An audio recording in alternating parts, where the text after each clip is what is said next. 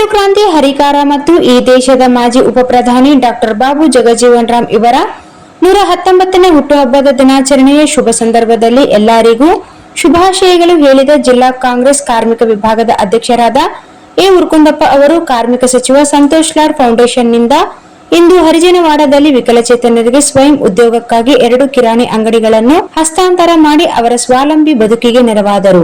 ಅಂಗಡಿಗೆ ಬೇಕಾದ ಅಗತ್ಯ ಕಿರಾಣಿ ಸಾಮಾನುಗಳನ್ನು ಕೊಡಿಸಿ ಸ್ವಯಂ ಉದ್ಯೋಗಕ್ಕೆ ಪ್ರೇರಣೆ ನೀಡಿದರು. ಇಡೀ ಕರ್ನಾಟಕದಾದ್ಯಂತ ಅಂಗವಿಕಲರಿಗೆ ಕಡು ಬಡವರಿಗೆ ಆಶಾದೀಪ ಆಗಿರುವ ಸಂತೋಷ್ ಎಸ್ ಲಾಡ್ ಅವರು ಸಹಾಯ ಹಸ್ತ ಚಾಚಿನಲ್ಲಿ ಮುಂಚೂಣಿಯಲ್ಲಿದ್ದಾರೆ. ಅವರು ರಾಯಚೂರಿಗೆ ನೀಡಿರುವ ಪೆಟ್ಟಿ ಶಾಪ್, ಕಿರಾಣಿ ಶಾಪ್ ವಿಕಲಚೇತನರಿಗೆ ವಿತರಿಸಿದರು. ಹರಿಜನವಾಡ ಬಡಾವಣೆಯ ವಿಕಲಚೇತನ ನಿವಾಸಿ ಸುಶೀಲ್ ಎಂಬುವವರಿಗೆ ಅಂಗಡಿಯನ್ನು ಇಟ್ಟು ಇವರ ಜೀವನ ಮತ್ತು ಇಡೀ ಕುಟುಂಬದ ಉಪಜೀವನಕ್ಕಾಗಿ ಆಸರೆಯಾದರು.